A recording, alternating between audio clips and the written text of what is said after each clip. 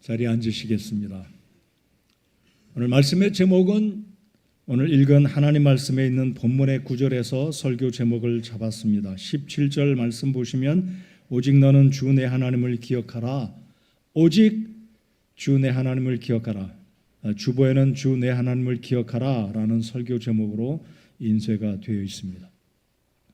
오늘 저희 교회는 추수감사절이라고 표현하지는 않지만 우리 하나님께 1년을 돌아보며 감사 예배를 드립니다. 우리 하나님께서 우리의 건강을 지켜주시고 또 복을 주시고 직장과 일터 위에 하나님께서 함께해 주신 것 감사드립니다.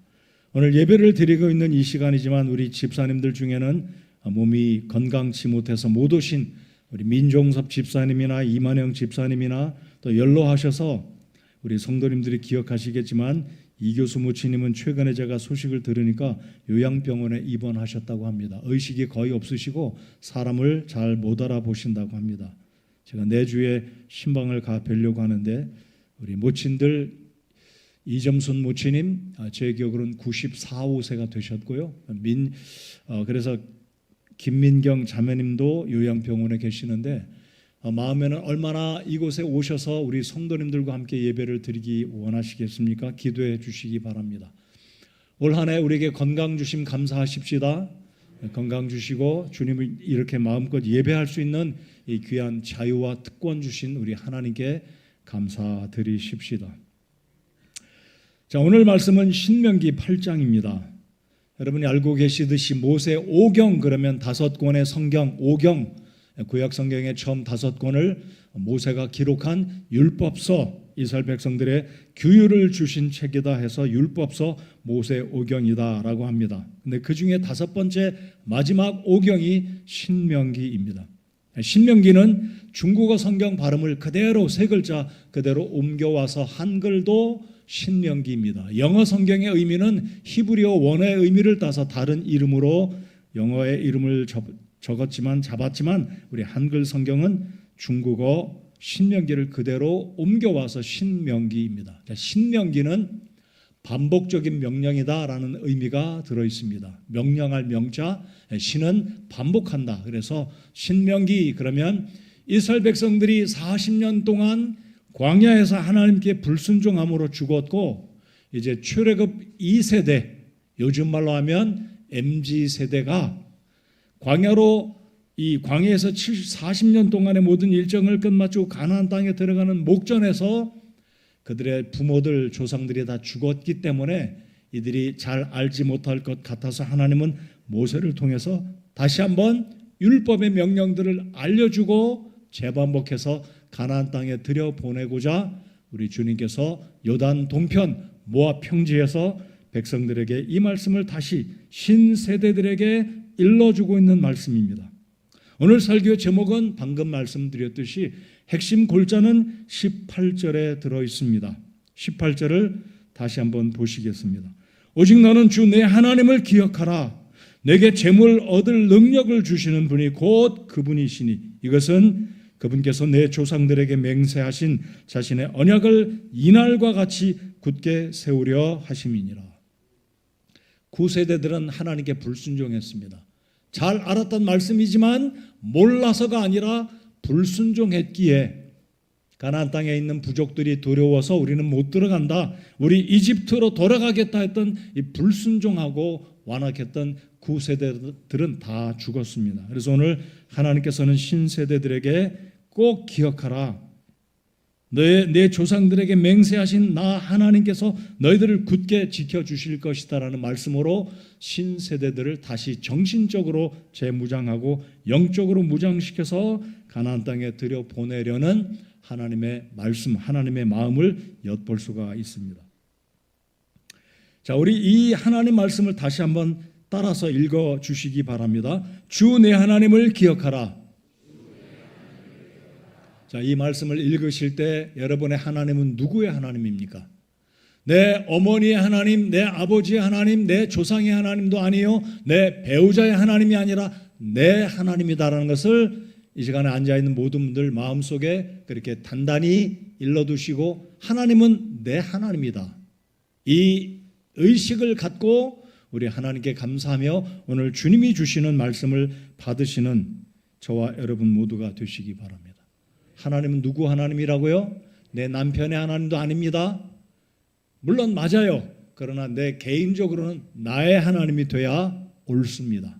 오늘 그런 마음으로 여러분의 생애 가운데 하나님은 나의 아버지, 나의 하나님이라는 마음으로 우리 주님을 사모하고 주님을 섬길 때 주께서 기뻐하시고 복 주실 것을 믿습니다.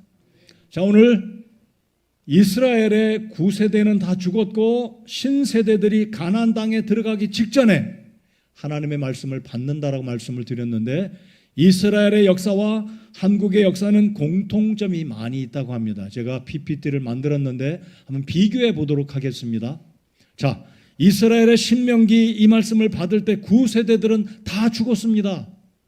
그리고 자신의 부모들이 어떻게 죽었는지 이유를 알았던 신세대들에게 모세는 이 말씀으로 다시 교육시키고 있는데 신명기의 이스라엘의 역사와 한국의 역사의 공통점을 비교해 보겠습니다.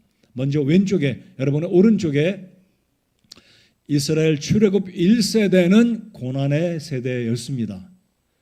출애굽을 겪고 40년 동안 방황하다가 결국 불순종함으로 죽었는데 가나안 2세대는 풍요의 세대였습니다. 자, 1세대는 이집트에서 무려 430년간 종살이하지 않았습니까? 430년. 그리고 하나님의 은혜로 출애굽을 하고 가나안 땅으로 들어가는 여정 가운데 가나안 진입을 바로 눈앞에 둔 가데스 바네아에서 하나님을 불신함으로 40년간 다시 원위치 광야에서 뺑뺑뺑 돌다가 다 죽지 않았습니까?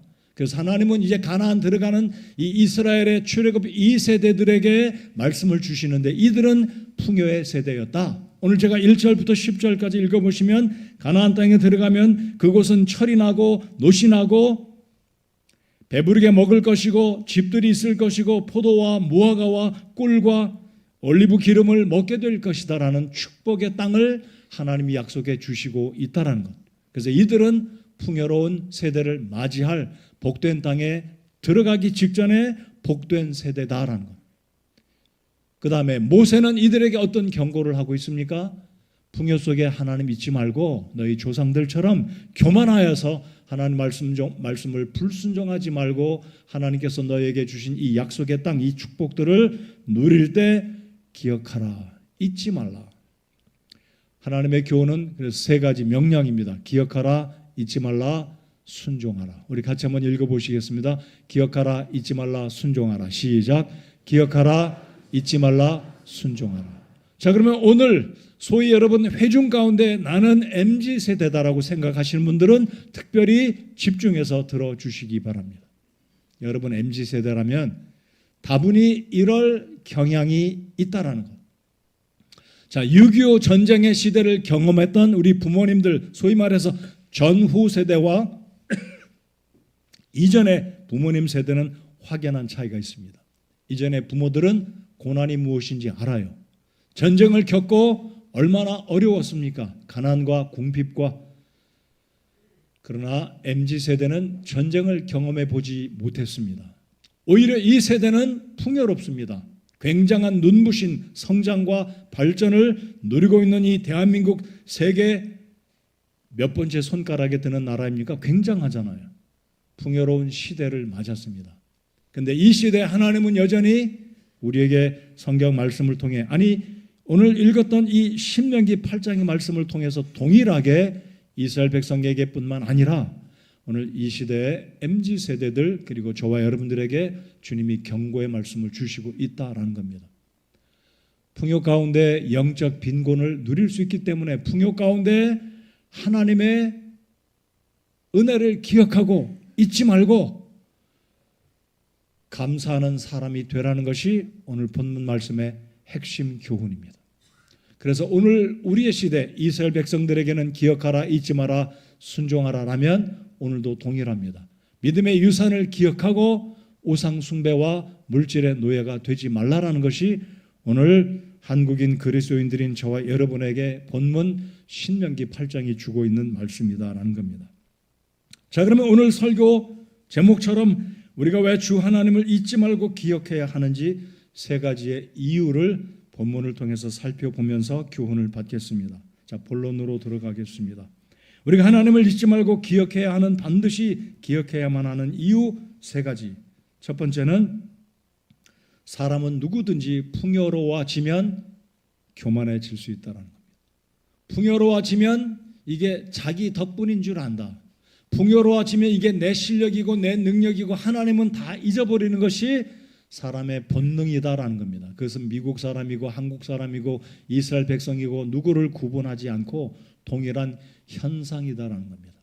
여러분 인정 안 하실지 모르겠습니다. 풍요로우면 자연적으로 잊어버려요.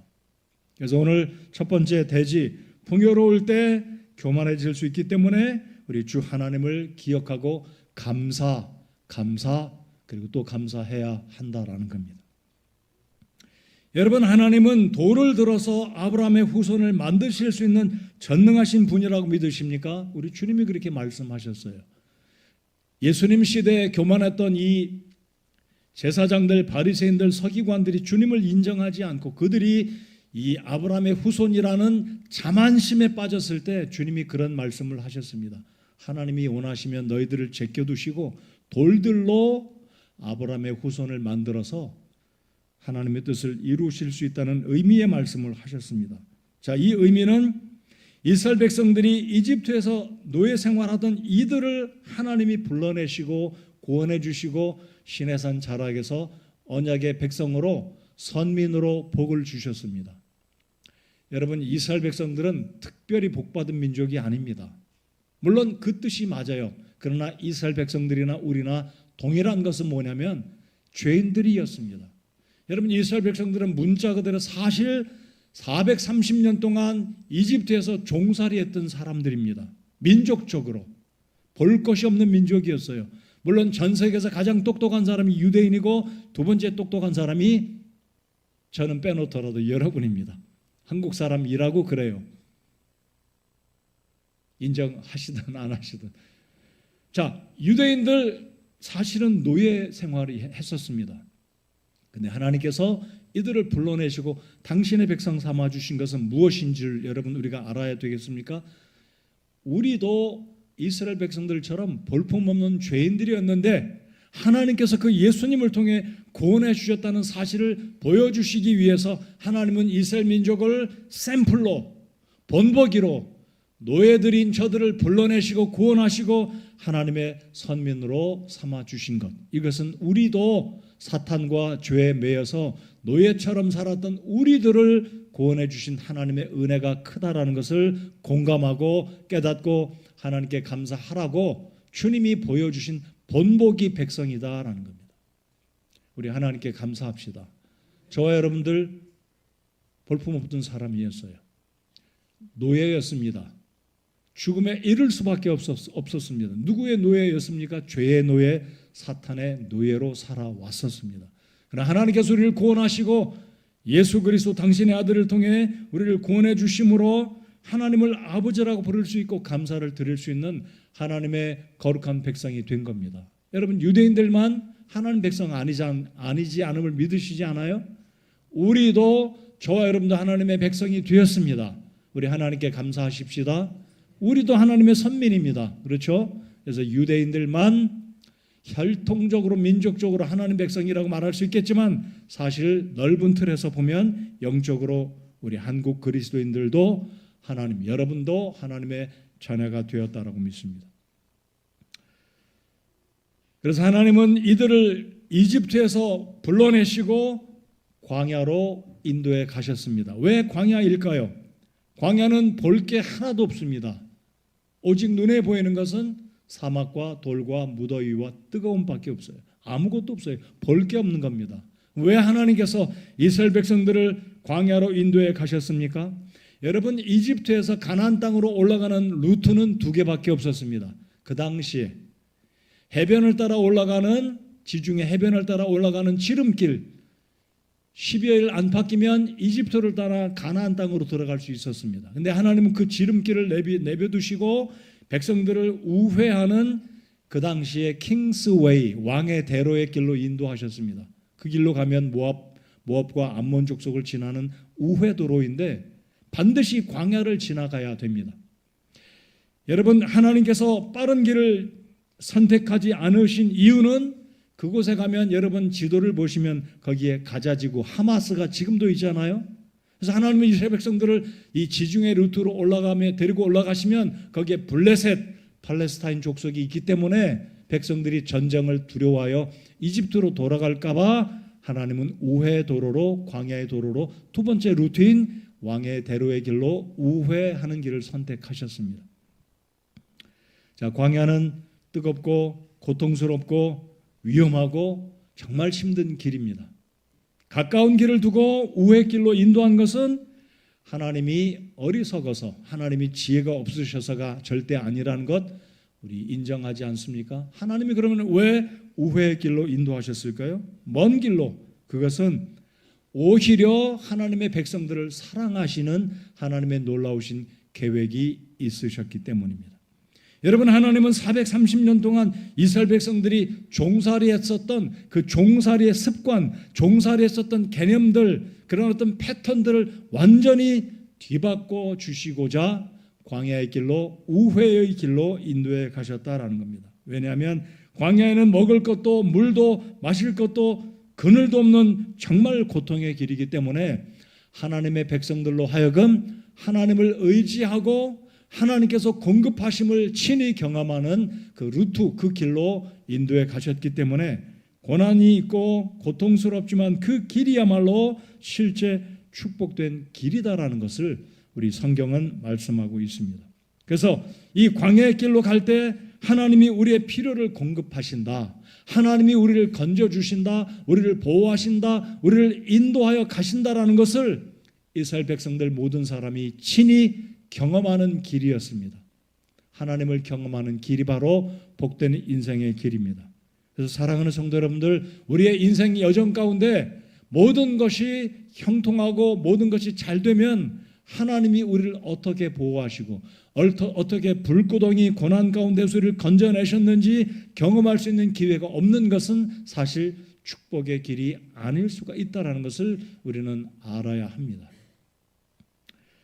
그래서 하나님은 이들로 하여금 하나님을 의지하고 하나님이 공급하시고 하나님이 필요를 채우시는 것을 경험하는 이 광야의 길로 인도에 가신 그 길이야말로 하나님의 방법이요, 최선의 길이요, 복된 길이다라는 것을 우리는 기억하고 확신해야 하겠습니다.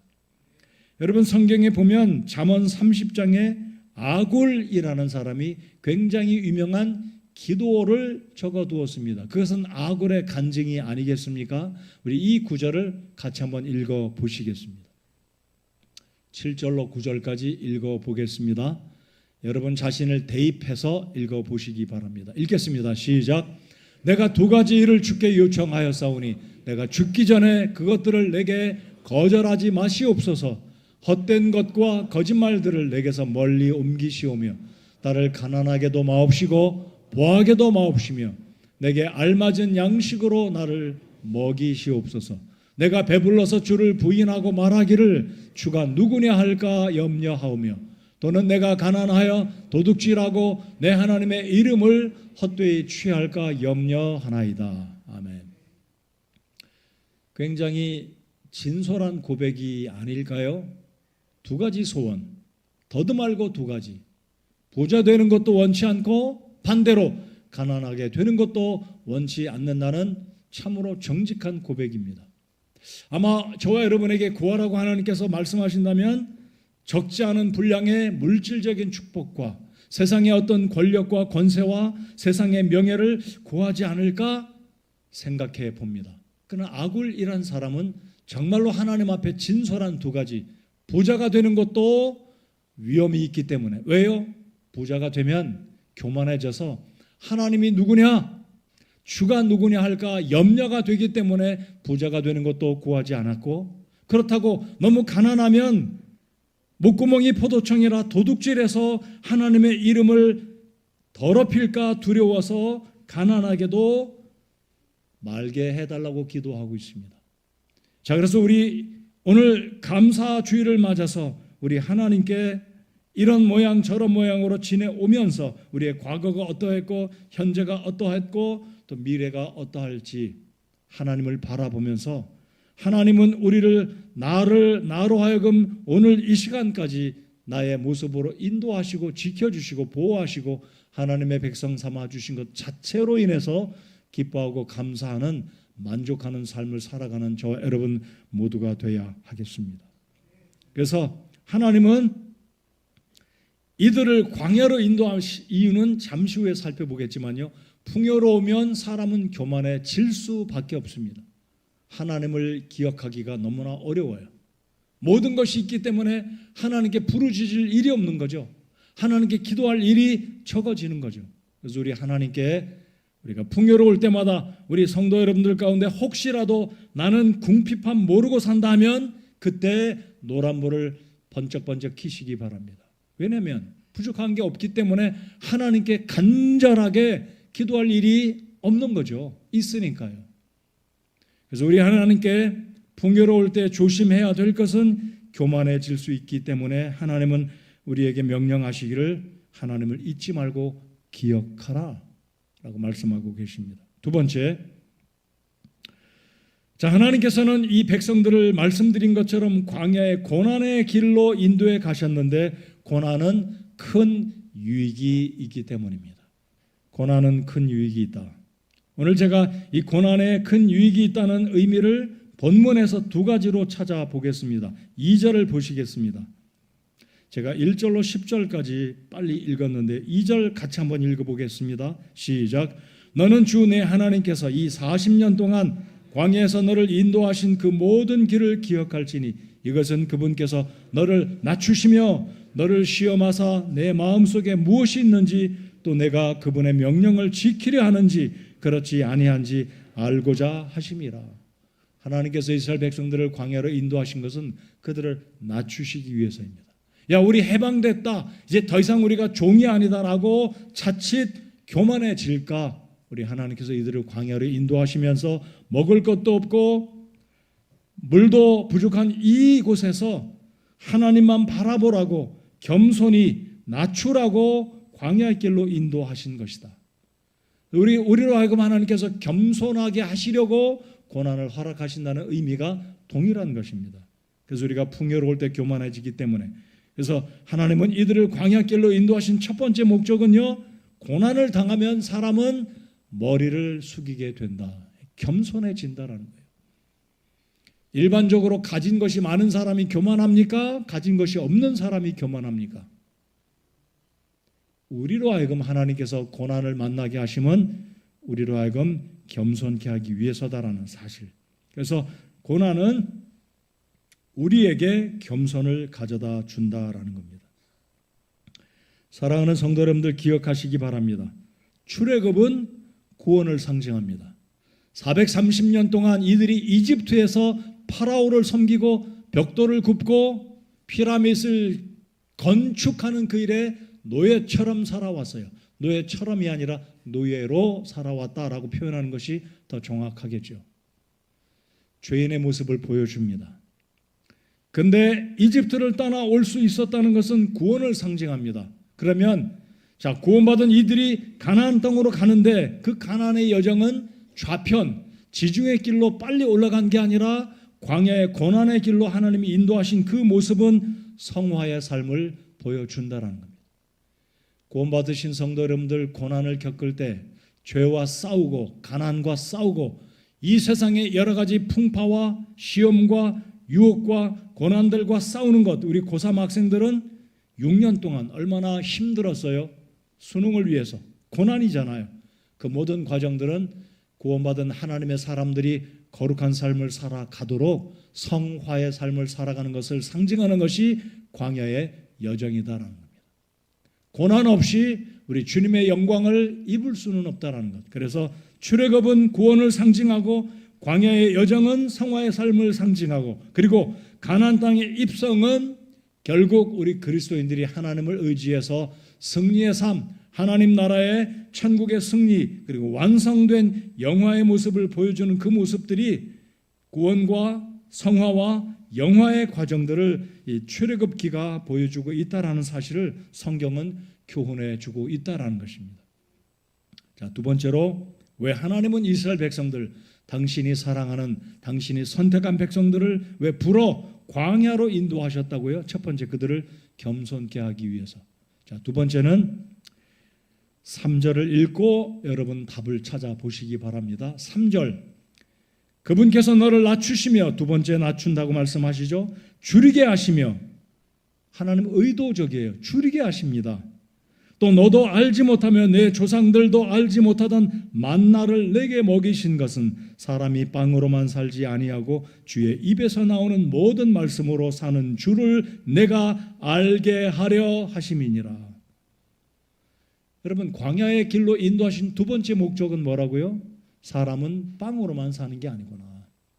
사람은 삼시세끼 밥만 먹어서 사는 게 아니구나. 본에서 말씀드리면 사람은 돈으로 사는 게 아니고 권세와 명예와 세상 쾌락과 세상적인 것으로 사는 것이 아니라 반드시 하나님의 말씀으로 살아야 되는 줄을 이스라엘 백성들로 하여금 깨닫게 하기 위해서 광야길로 인도한 겁니다.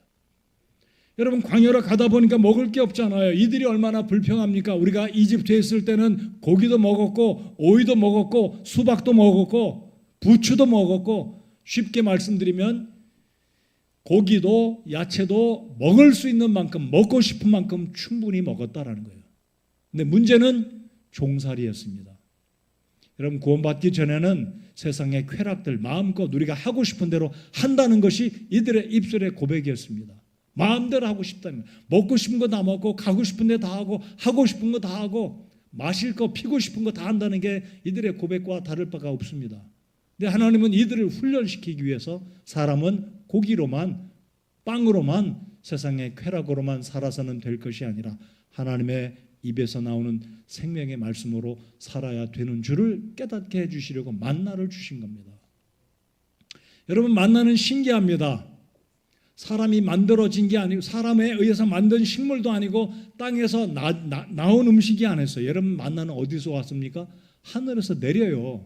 여러분, 지금 21세기 세상 천지 어디에 이태리의 가장 훌륭한 요리사가 만든 음식도 하늘에서 떨어진 재료로 만드는 사람 어디 있습니까? 나와보라고 하세요.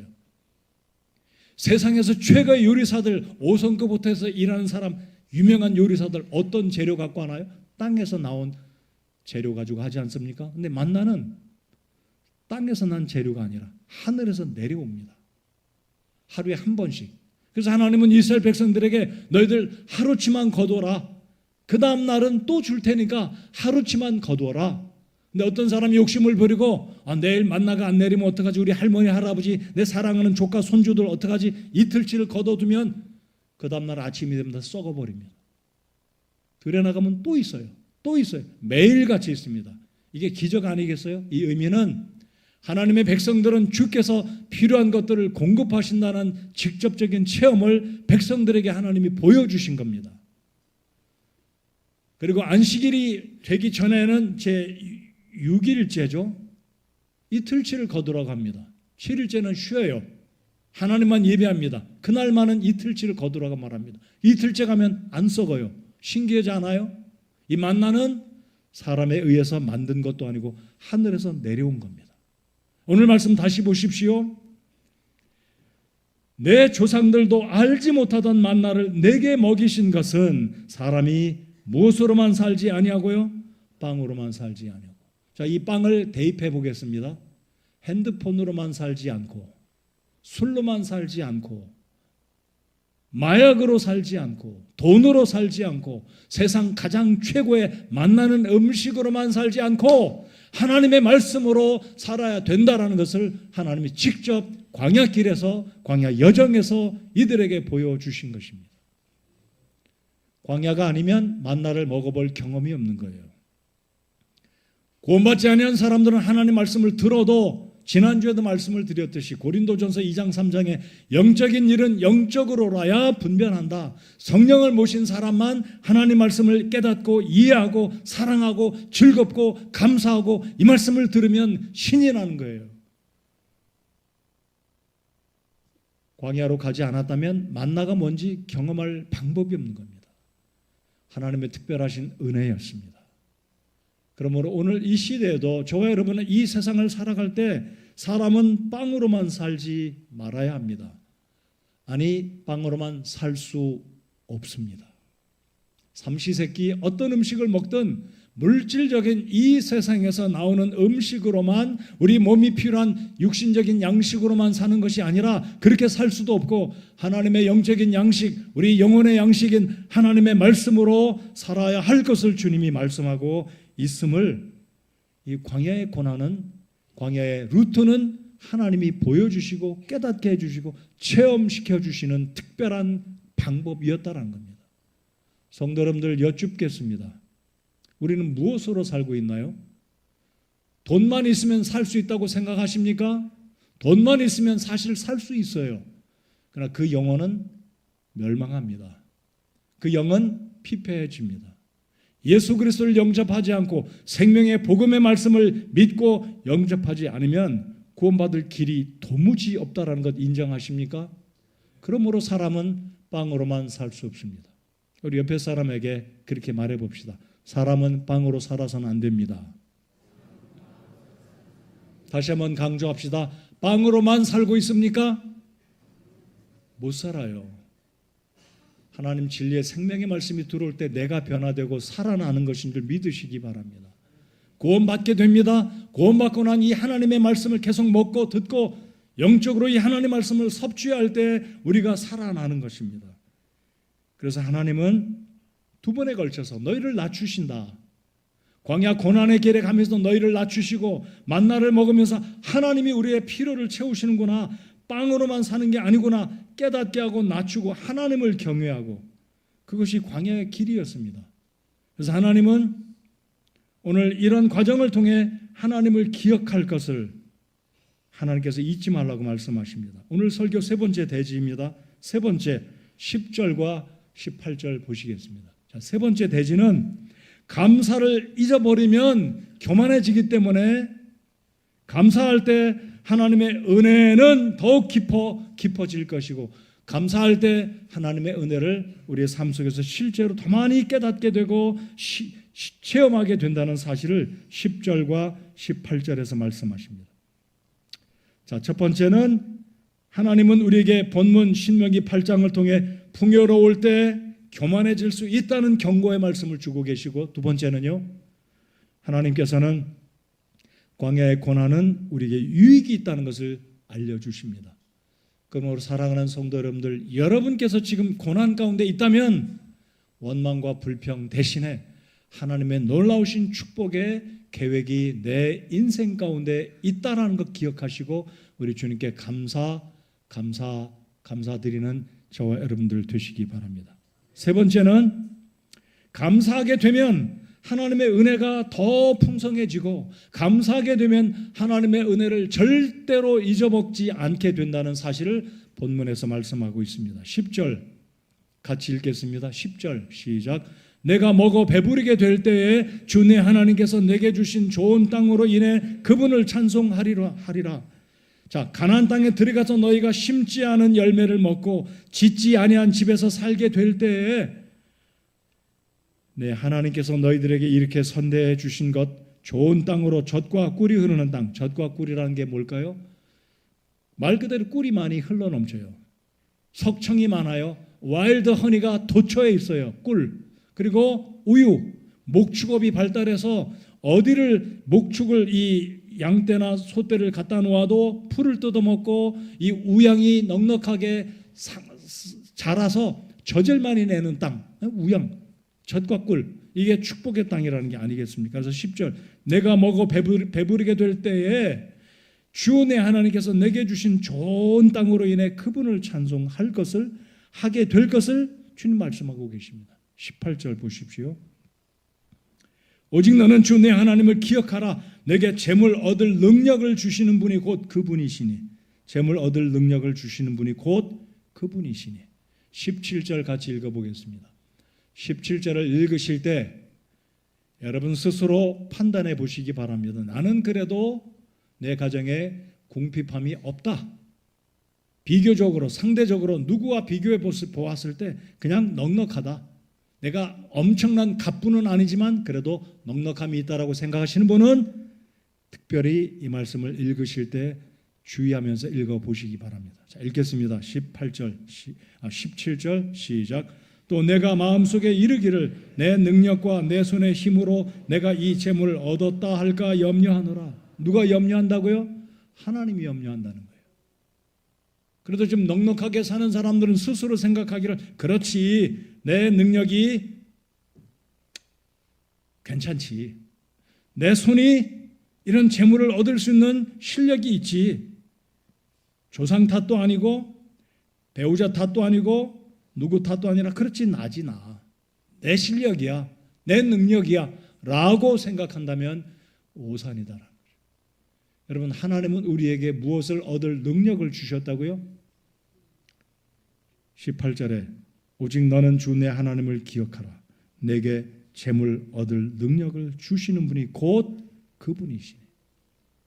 그래서 17절과 17절에 내가, 내 능력, 내 손은 다 잊어버리시기 바랍니다. 여러분의 생각 속에 내 능력이다, 내 손이 일을 잘해서다, 모두 다 하나님이 주신 축복과 내가 누리는 이런 물질적인 축복, 번영, 풍요, 번성함, 재물, 이 모든 것들 가운데는 나라는 내 존재를 아예 delete, 삭제하시기 바랍니다. 그리고 무엇을 기억하냐면 하나님께서 도우셨다, 하나님의 은혜다, 하나님이 함께 하셨다, 하나님이 아니면 절대로 불가능하다라는 것을 항상 주지하시고 하나님의 은혜다, 이 모든 것 하나님의 은혜다라고 고백하고 우리 주님께 감사와 영광을 올려드리시는 여러분이 되시기 바랍니다. 우리 아니에요. 우리는 착각할 때가 너무나 많아요. 그렇지, 내 실력이지, 내가 경쟁하는 저 업체보다, 저 사람보다 수능도 잘 쳐서 좋은 대학 들어갔지. 아닙니다. 하나님 은혜요. 제가 어제 어떤 메시지를 듣다 보니까 사지선다에다 답을 이게 골라야 되는데 누군가 그렇게 기도했대요. 하나님 이 연필을 굴리는데 엎어져도 정답 번호가 나오는 그렇게 엎어지게 해주십시오. 그거 아니잖아요. 혹시 그랬다면 그것도 하나님의 은혜라고 말할 수 있을지는 모르겠습니다. 우리 수험생 여러분들, 사업하시는 여러분들, 직장에 다니시는 여러분들, 가정주부 여러분들, 부모 여러분들, 자녀된 여러분들, 우리 모든 것들은 그분의 은혜입니다. 내 손이 아니에요. 내 능력이 아닙니다. 근데 우리가 풍요로워지면 그렇게 말한다는 거예요. 내 손의 능력이지, 내 실력이지. 그것은 하나님께 영광을 올려드리지 않는 교만의 시작이 바로 내가, 내 능력이, me, my, I, 이게 나올 때 교만의 나락으로 떨어지기 시작한다. 교만으로 시작되는 추락의 길로 들어선다라고 생각하시고 내가 아니라, 나 자신이 아니라 오직 그분 하나님의 은혜이다라고 고백하는 우리가 되어야 할 줄 믿습니다. 자, 오늘 그래서 세 가지를 본문을 통해서 주 내 하나님을 기억하라. 우리 하나님은 풍요로울 때 우리가 교만해지기 너무나 쉽기 때문에 하나님은 감사하라, 하나님 기억하라 라고 말씀하시고 있고요. 광야로 우리를 고난의 길로 인도해 가심은 우리가 물질만 의지하고 살아가지 않도록 하나님 말씀을 의지하고 영적인 양식을 사모하고 살아가도록. 그래서 잘 될 때마다, 모든 것이 형통할 때마다 내 손이, 내 능력이 내가가 아니라 우리 아버지 하나님이 그렇게 우리를 복 주시고 인도하셨다라고 생각하면서 오늘 11월 셋째 주일, 소위 말하는 추수감사 주일 이 예배에 하나님의 은혜를 더욱더 기억하고 감사하는 우리가 되기를 바랍니다. 여러분, 우리가 지방을 가다 보면 서울 시내에서는 태양광 거의 볼 수 없어요. 근데 이게 지방을 가다 보면 산간 마을이나 평지에 보면 태양광 많이 보잖아요.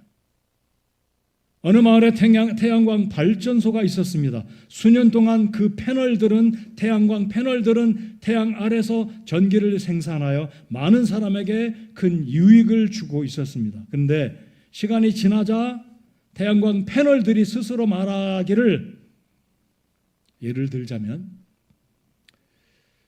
우리 참 대단하다, 우리가 전기를 만들어내지 않느냐, 우리가 만든 전기로 이 마을 사람들이 수익을 창조하고 가정에 전기를 또 만들어서 전기를 사용하고 있으니 우리 참 대단하지 않느냐라고 태양광 패널들이 스스로 생각했다라고 합니다.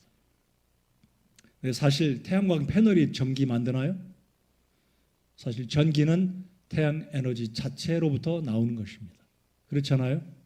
태양이 없으면 어떻게 에너지를 전환해서 전기로 만들 수 있겠습니까? 오늘 신명기 8장 18절 말씀이 똑같다는 거예요.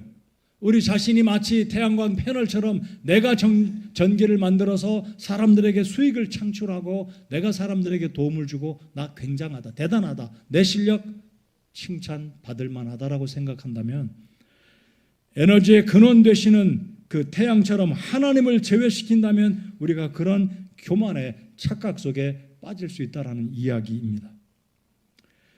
우리 성도님들 가운데는 적은 소득으로 살고 있지만 성실하게 드리는 성도들이 계심으로 인해 우리 하나님께 감사를 드립니다. 저는 적어도 한 달에 한 번 우리 성도님들이 무엇을 드시는지 제가 볼 수 있습니다. 제가 본다고 해서 잘못된 건 아니잖아요. 근데 어떤 분들은 정말 어려움 가운데 많지 않은 소득 가운데서도 하나님께 감사를 표현하는 성도들이 있어요. 근데 어떤 분들 가운데는 적어도 제가 아는 한 충분한 만큼을 소유한 이상으로 훨씬 많은 것을 갖고 있는데도 불구하고 상대적으로 우리 교회 어렵게 살고 있는 분들이 드리는 그 비율과 비교해 보면 많이 드리지 않는 인색한 성도들을 제가 봅니다. 솔직한 그냥 표현입니다. 그렇다고 해서 제가 미워하고 칭찬하고 더 좋아하고 편애하지는 않습니다. 안타까운 마음은 하나님께 진짜 우리가 하나님께 감사하는 마음이 있다면 풍요 속에서도 내 능력이다, 내 손의 실력이다 라고 생각하고 있지는 않다면, 하나님을 사랑한다면 하나님께 사랑을 표현하는 감사는 비례한다라고 믿기 때문에 드리는 말씀입니다.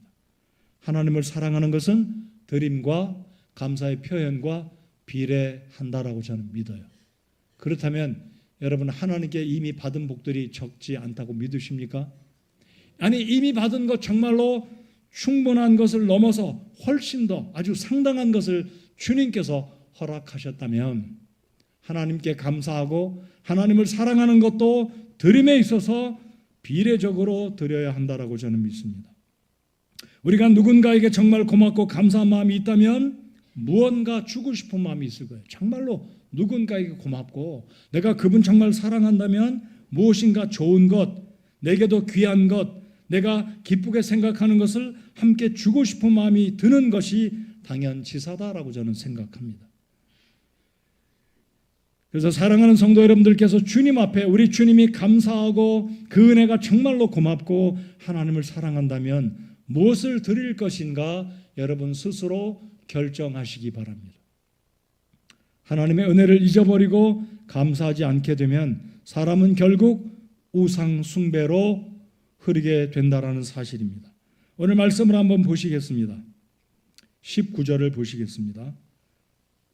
19절, 20절까지 같이 읽어보시겠습니다. 읽겠습니다. 시작.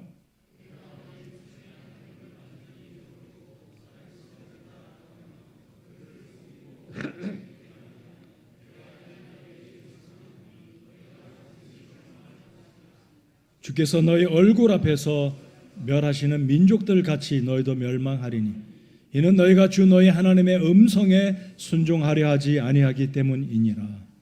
아멘. 19절, 내가 만일 주 내 하나님을 완전히 잊어버리고 다른 신들을 따라 걸으며 그들을 섬기고 그들에게 경배하면, 우상 숭배이죠. 이스라엘 백성들은 결국 가나안 땅에 들어가서 그들이 친히 보았습니다. 누렸습니다. 그들이 심지 않은 것을 거두어서 먹었습니다.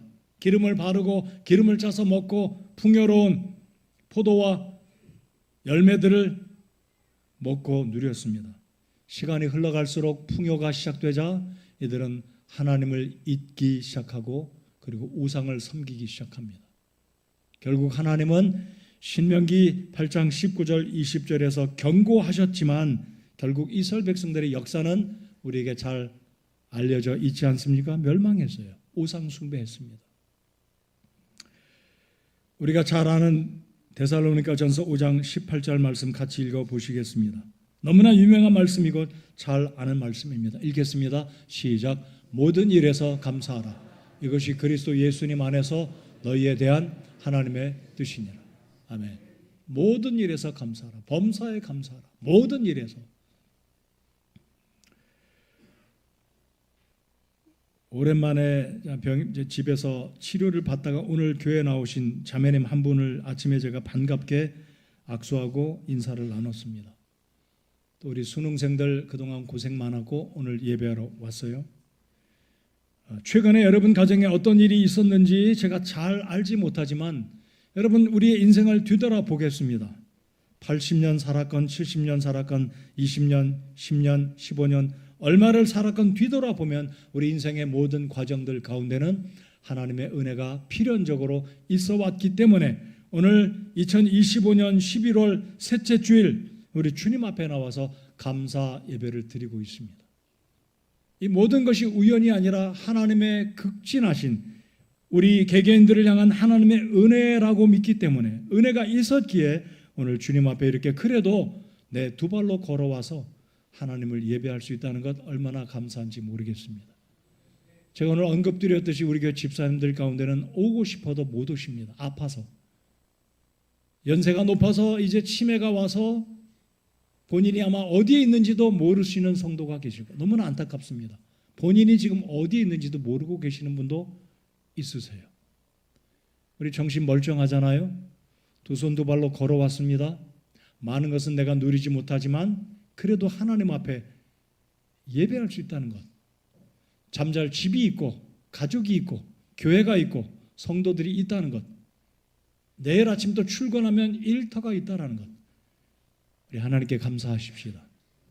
오늘만이 아니라 우리 인생에 특별히 풍요를 누릴 때마다 부족함이 없을 때마다 더욱더 나의 나된 것 하나님의 은혜다라고 기억하며 오히려 또 상대적으로 고난 가운데 있는 성도님들 하나님은 이스라엘 백성들을 고난의 길로 인도하신 것은 그 길이 눈으로 볼 때는 고난의 길이고 고통스러운 길이고 지루하고 먼 길이지만 그 길은 영적인 교훈이 있고 하나님을 경험하는 길이 바로 광야 고난의 길이다라는 것입니다. 우리 기억합시다.